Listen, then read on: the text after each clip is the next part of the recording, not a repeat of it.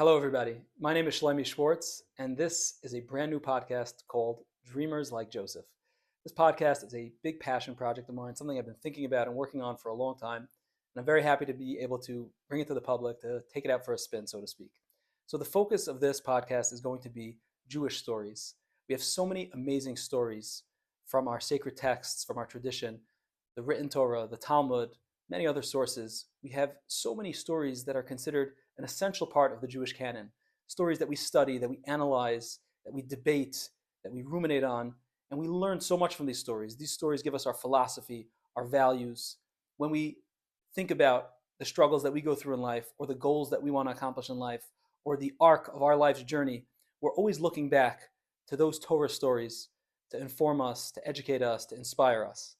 So the point of this podcast is really to bring those stories to the public in an exciting and interesting and engaging way through interviews, each episode with different guests, a wide variety of guests from different backgrounds, with different experiences, with different perspectives, to talk about their favorite stories, the stories that impacted them the most, the stories that were the most meaningful. And hopefully through that, whether you've heard these stories before or whether you're encountering them for the first time, you'll be able to learn about these stories, to bring them into your life, to hopefully gain something, to gain some new information, some new knowledge, some inspiration, something to take with you. Our first guest is my good friend Chanan Volk, who's a podcast veteran who helped me get this off the ground, who really assisted me in a lot of ways. And it's our first episode, so please enjoy, send us feedback. If you connect to something, if you have any thoughts of how we can improve, please be in touch. We'd love to hear from you. Now, one final thing. Obviously, the idea of doing a new podcast in 2026, it's a revolutionary idea. It's a groundbreaking idea. I might even call it radical and game-changing. And when buzz started about this project in the industry, all the big players wanted to get involved. All of them.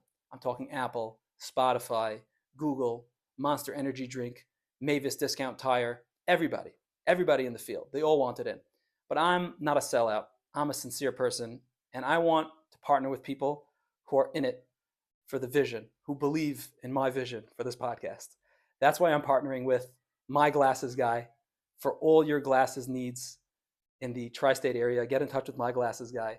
I'm partnering with Marlowe Plastics, an amazing plastics manufacturing company, also in New Jersey.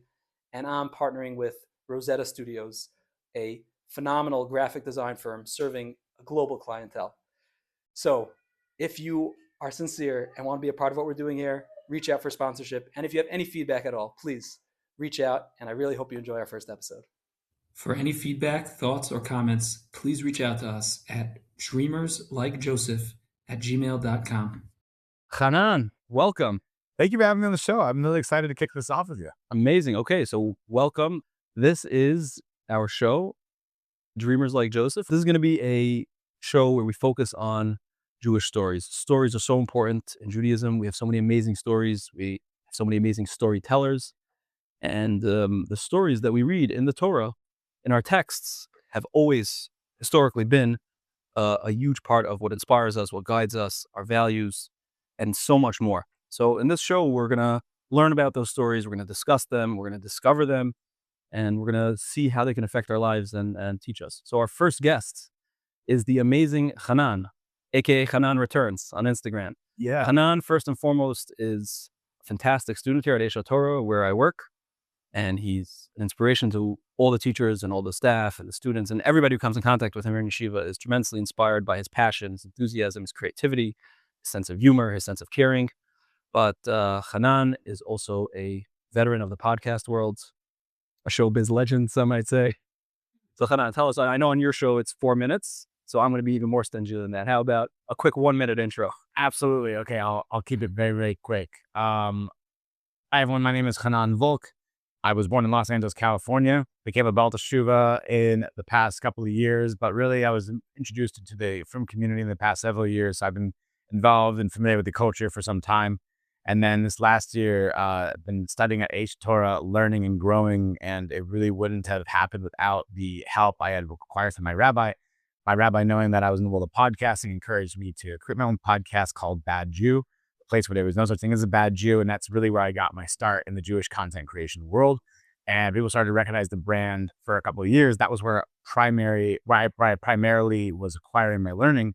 up until it finally got me to go to yeshiva. And so that's like, people ask all the time, what makes a successful podcast? Is it views? Is it sponsorship? And for me, the answer is it got me to yeshiva. That's the most successful podcast I could ever have, because being in yeshiva has been the best decision in my life. And I've had the schus to meet incredible Rebbeim, such as Rabbi Shlomi Shortzer. And, I can tell you right now that I'm really excited. I was really, really happy to hear that Rabbi Shlomi Shortz wanted to create a podcast, because I think you have just a great way of, I think, first of all, making people feel very, very comfortable, but also I think just piquing the interest of people that learn from you. And I'm really excited to share this experience with you and to learn with you and to hear more of the story. So, wow. So this podcast is already a success because, I'm feeling good. You're feeling good. It got you to yeshiva. So, you could give our listeners an exclusive. You also became a billionaire from podcasting, right? Obviously. No such luck there. I'm definitely not a billionaire, but I'll tell you one thing is that I'm rich because I get such a fulfilling life here. And I'm rich because I have so many wonderful people that I live among. This year that I lived this first year in yeshiva, I'm 30 years old. So the idea of going to a dorm for the first time in maybe a little over a decade, wow, was not very appealing to me. So my first year in yeshiva, I actually went and lived in my own apartment. And here in the Old City, I was very fortunate to find my own apartment here in the Old City. But what ended up happening was after a year, I got tired of the landlord's shenanigans. I got tired of the landlord's son's shenanigans, who lived next door to me. And also, quite frankly, not being a billionaire and all, my business wasn't doing that great. So I needed to save money. And so I asked the yeshiva if I could move in. And now that I'm in that living space, first of all, my roommates are incredible. And they're way more clean than I thought. And second of all, they are so receptive and kind and sweet and communicative, and they're menges. I live with some really great guys. My only regret in my yeshiva experience is that I didn't move into the dorms earlier. I can't believe I didn't do this earlier. It's so much more fun. It's all in. When you're in the dorms, it's all in. Yeah. I was in yeshiva also. I used to live around the corner from my yeshiva in New York. Like, my house was around the corner. But once I turned, I think, 18 or 19, I'm like, you know what? That's it. I'm going to the dorm. And it makes a change. It really does. When you feel like, I'm all in yeshiva. This is my life. I live here. And I'm immersing myself in the world of Torah fully. It definitely makes a change. Yeah. Okay. It really does. It really does. Wow. Okay. So let's get into it. On this show, we're going to be talking about different stories. So it might be a different approach each week or each episode. But what I asked Chanan to do was to pick his most favorite or Jewish story, the Jewish story that's had the biggest impact on him, that's been the most meaningful. And Chanan right away had a story that came to mind. So Chanan, first tell us about that story. What was that story that for you has been the most meaningful Jewish story? Absolutely. So this story is about Shlomo HaMelech's ring, which I'll share in a second. But for context, for years before I was frum, I would actually wear the ring that is mentioned in the story. I'm not going to ruin what it says on the ring. I actually, when I heard the story, I knew it was some kind of Jewish folklore. I knew it was not Tanakh, but I also didn't know exactly where it came from. So I kind of always appreciated and embraced the story, but knowing that it came from an ambiguous place. And so I'm really excited to kind of share the story and learn more about it from a more precise angle. Because I can tell you that once you get the story, I think it gives a lot of good perspective on how we should manage our attitude and how we should look at life, from the good moments to the bad moments. Okay, so take it away. Let's hear the story. All right. Shlomo HaMelech was a very successful king, as we all know, but almost as successful and almost as famous as him, even dare I say, even potentially threatening how popular he was his assistant. And the assistant, we'll call him Plony. Nice. Plony was so good at completing everything that his reputation was almost on the level of Shlomo HaMelech. So one day, Shlomo HaMelech and his noblemen are laughing and they're joking at a feast. And eventually Shlomo thinks to himself, I'm going to give my assistant a task that he can't possibly complete. He can't possibly solve it. And so he says to his assistant, Plony, I want you to go out to venture around the country of Israel, to all the lands that neighbor it, and I want you to find a magic ring. And Plony says, consider it done. No problem. He's actually about to leave the palace because he's known for being very, very punctual and urgent in his manners. And then right before he leaves out the entrance of the dining hall, he realizes, oh, wait, I don't know what makes this magic. So he asks Shlomo HaMelech, what makes this ring magic? And Shlomo HaMelech thinks to himself, because after all, he did just make up the assignment. So he thinks to himself, and he whispers for a second with him and his nobleman. And then he says, the ring will make a happy man sad and a sad man happy. Plony strokes his beard, he thinks about it, and he ventures off. And for 6 months, he's going from jewelry store to jewelry store, from country to country, trying to figure out where exactly such a ring could be. And every single time he asks every single merchant, do you have a said magic ring? To no avail. He thinks to himself, oh, maybe I should go to the shipyards because they're the ones who are bringing, treasures in internationally from around the world. So he goes to the shipyards. He goes all the way to Haifa, to the city of Haifa. He goes all the way to... Shout out Haifa. Yeah, shout out Haifa. He goes all the way to Akko. He's trying to figure out where is such a magic ring. And of course, to no avail. And even if he did find the magic ring, anyone who claimed they had a magic ring, it was totally shtiyot. It was totally false. It was complete sheker.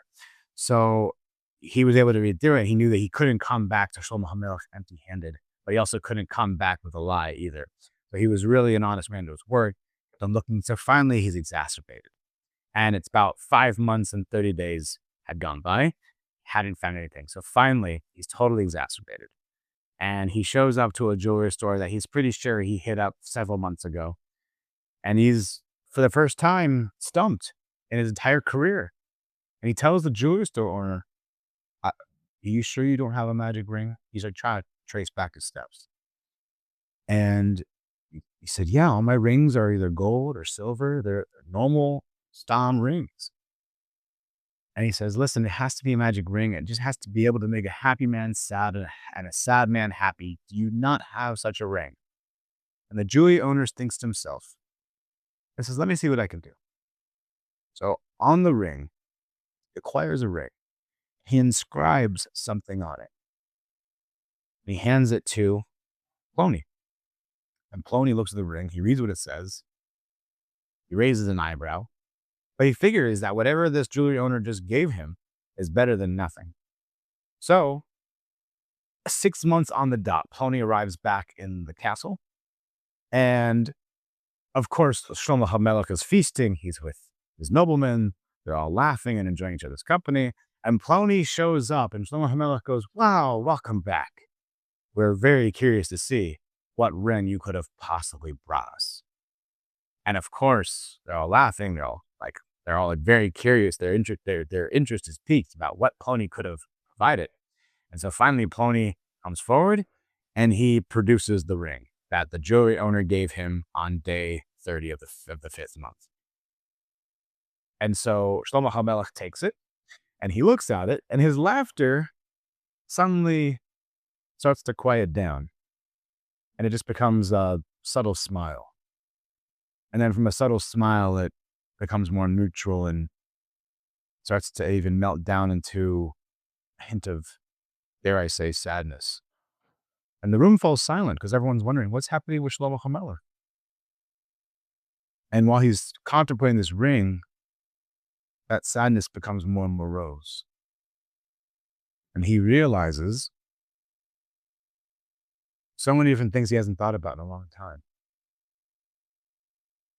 And then suddenly, a chuckle. A little chuckle comes out of Shlomo HaMelech.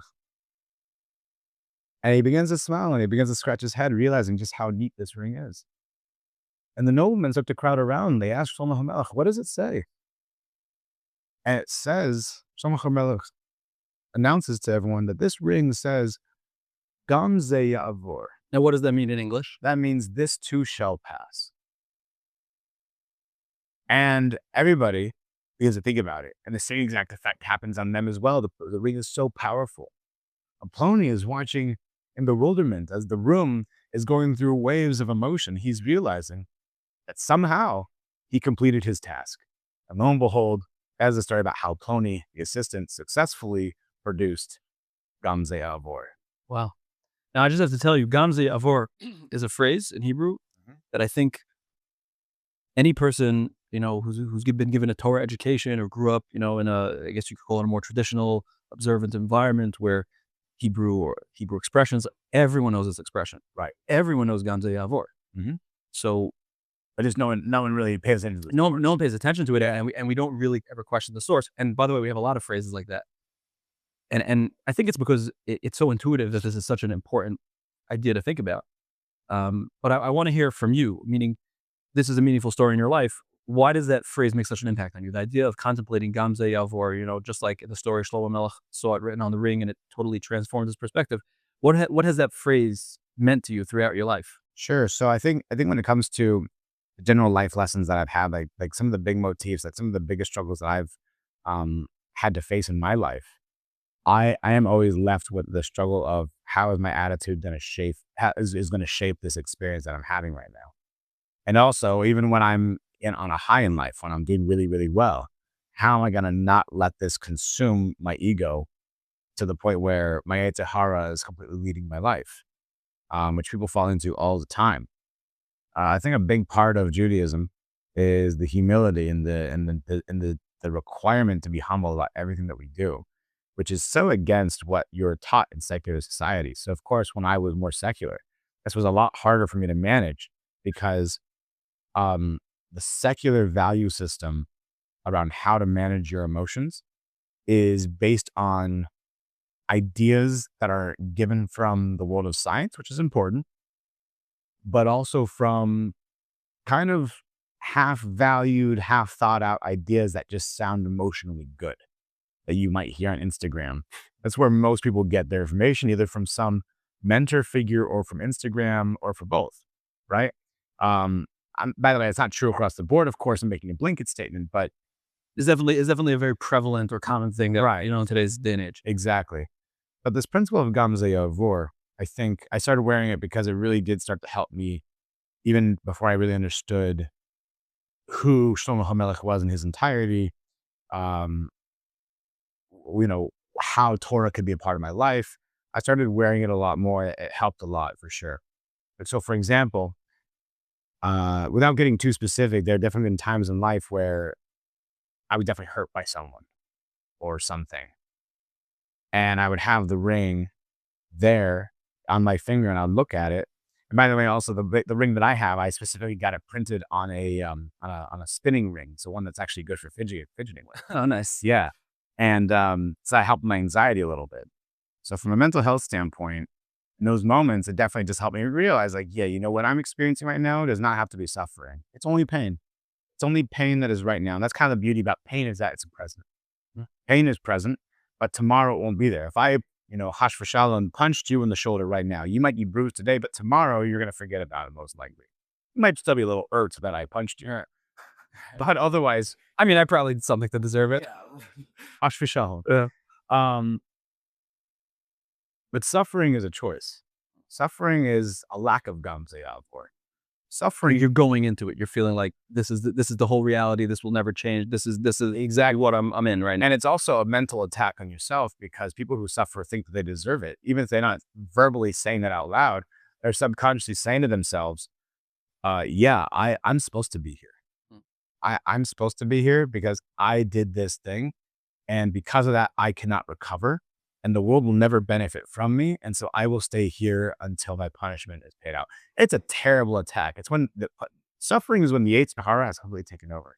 But if you, besides the need to study Torah and learn Musar from the sages of the texts, thank God that we live in a time where there's so many resources in the Torah that can teach us how to get out of the pits.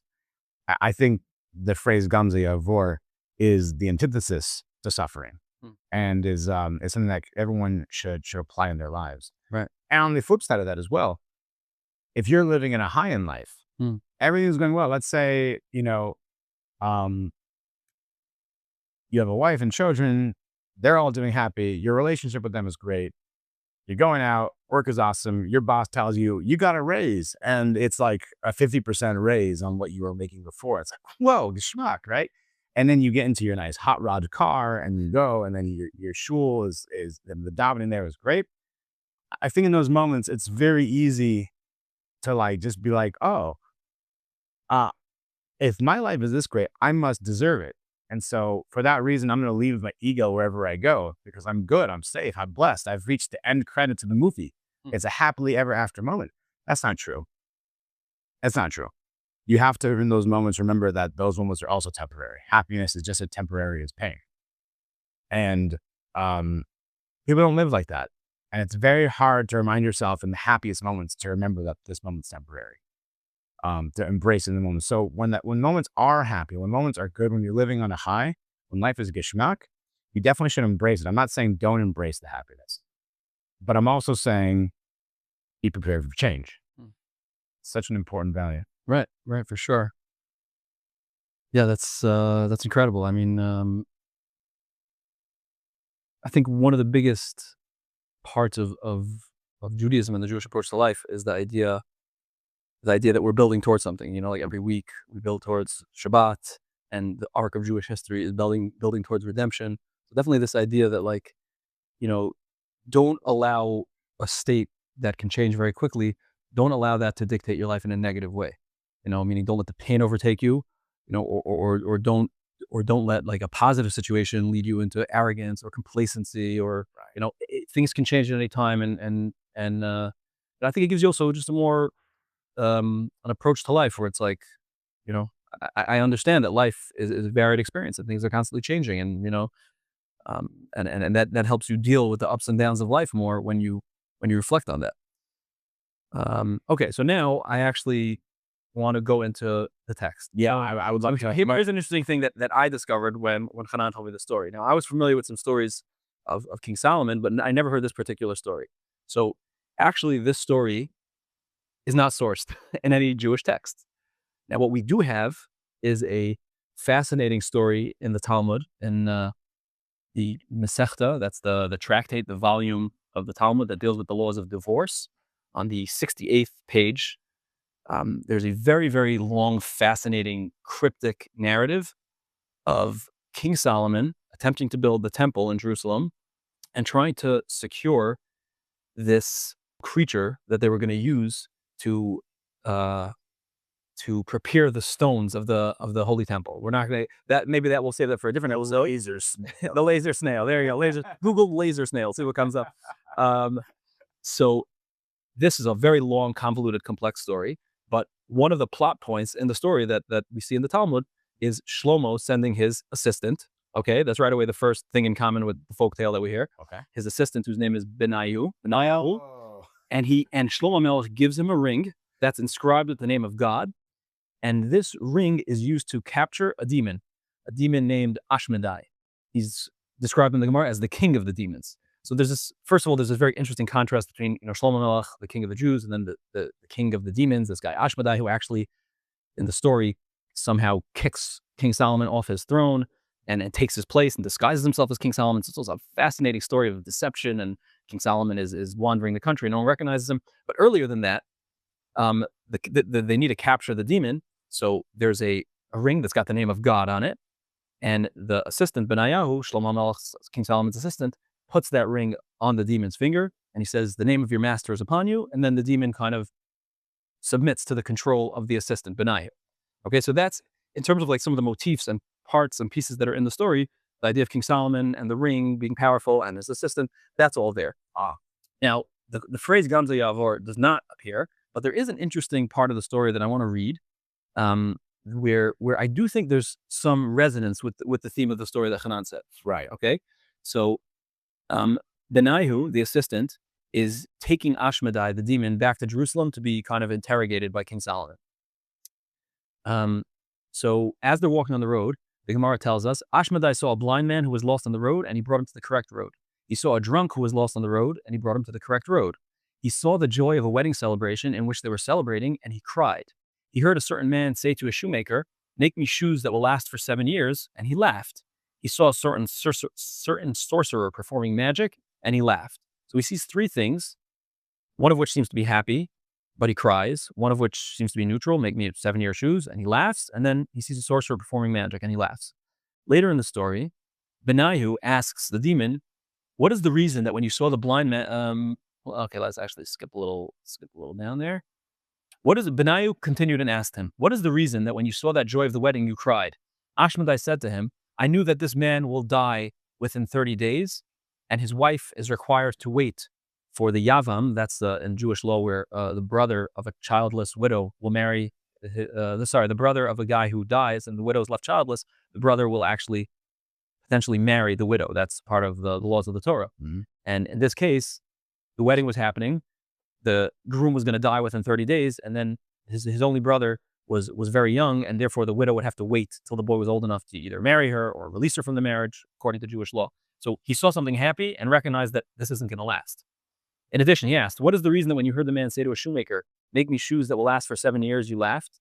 Ashmedai, the demon, said back to him, "The man does not even have 7 days to live. Does he need shoes that will last for 7 years?" Meaning this guy's making plans for the future to wear these shoes for 7 years. He's dying within the week. And then he asked him one final thing. "What is the reason that when you saw that the sorcerer performing magic, you laughed?" Ashmedai said to him, "Because he was sitting on top of a treasure. If he's such a great magician, let him use his magic to know that there is treasure buried beneath him instead of doing some incantation to achieve his result."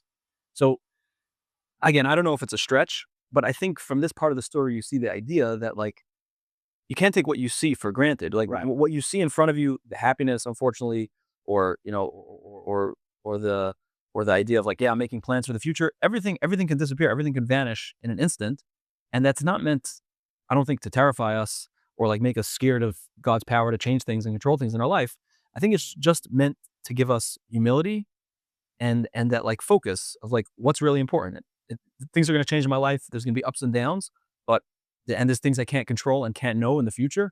But in each moment, I just need to know like what I should focus on. You know? Wow. So I was momish wrong. No, but like it's a really, first of all, it's a beautiful story from getting 68B. But still though, where does the term Gamze out? So Gamze Yavor, okay, so that's interesting also. So I did some research in some databases of Jewish text, and it's a phrase that I can't find necessarily the earliest usage of it, but it does seem to crop up in many Jewish sources. And in one of the Ben Ish Chai's books, he even says a shortened version of the story that you said. But it's not King Solomon, it's not King Solomon's assistant, it's just a king who says to his servant, "Go bring me a ring that'll make a sad man happy and a happy man sad." Really? And he brings him the ring, and it says Gamze Yavor on it. I wonder, oh, that's so interesting. I wonder if I mean, I heard this when I was a kid before I was from, which means it was definitely not from a from source. So Yeah.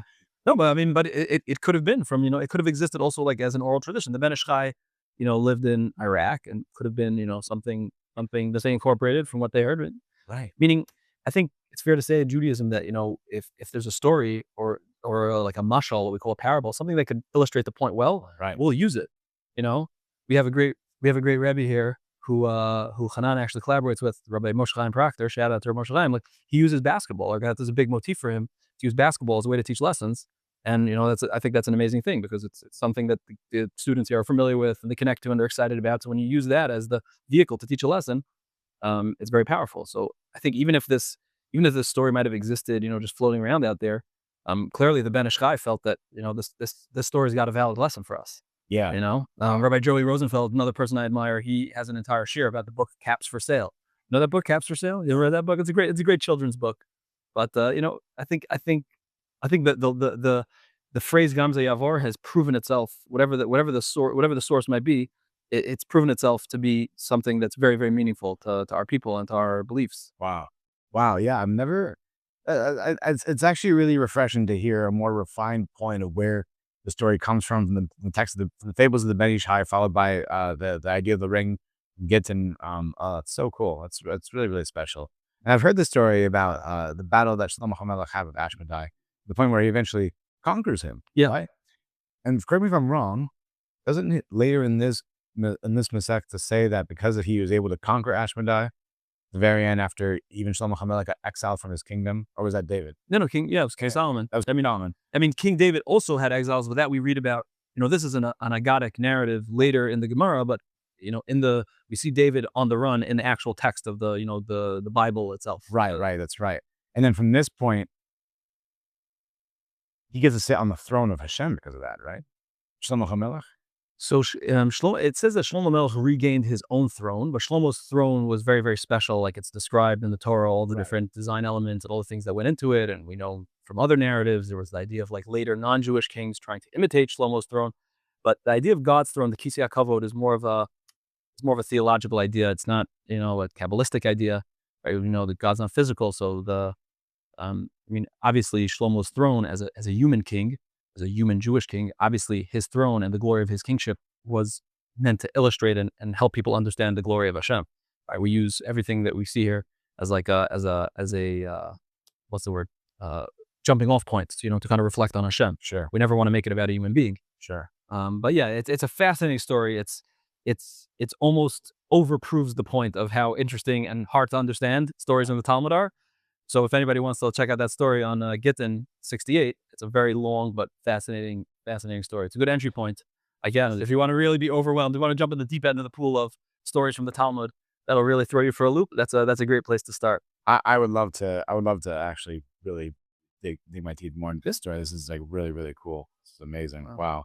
Okay. To that. Yeah. Chanan, thank you so much for joining, for doing this pilot episode. Yeah. Who knows if it'll ever be heard outside the confines of this little room, but I enjoyed it. And who knows, maybe this could be the start of something nice. Thank you so much for sharing. Thank you so much for your eloquent story and the professionalism you brought to this. We appreciate it. Thank you, Rabbi. No, this was a lot of fun, and I can't wait to hear more episodes of this. I think there's so much potential here, and yeah, I love the idea of Dream with Joseph. I think, by the way, you got to tell the audience why you're choosing the name Dream with Joseph. Okay, so the reason that we're going to call maybe this show Dreamers Like Joseph is because there's a beautiful song by the Israeli artist Chanan Ben Ari, and he's got a song called Dreaming Like Joseph, and he basically goes through many of the important stories of Judaism, and in a very beautiful, creative, musical way, he talks about how we see ourselves in these stories, and these stories form the blueprint for our life. And when we study these stories, we can learn so much about what's our mission in this world, how to deal with challenges that come up, learning about ourselves, learning about our environment, being inspired by amazing role models from our past, and just so much more. It's a beautiful song, and I'll put a link in the show notes. I've heard people say that, right? That's a thing. Yeah. And I encourage everyone to listen to that song. And that song is really one of the big, besides from my my lifelong connection to these stories and love for them. That song really summed up everything for me and kind of inspired this podcast. So if that's the title that we stick with, that's going to be the reason. Okay, shkayach. As we say in yeshiva, shkayach. For all those out there who haven't been part of a yeshiva or don't know Yiddish or Yiddish versions of Hebrew words, that's yasher koach. That's what we say when we want to say thank you to somebody. Thank you, Chanan. We appreciate it. And thank you all for listening.